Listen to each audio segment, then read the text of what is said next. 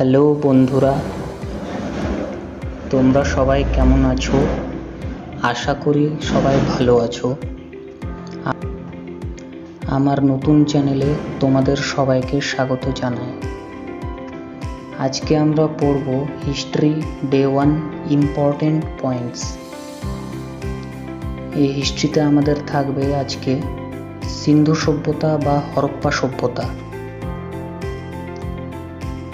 হরপ্পা সভ্যতা হলো ভারতের প্রথম সভ্যতা।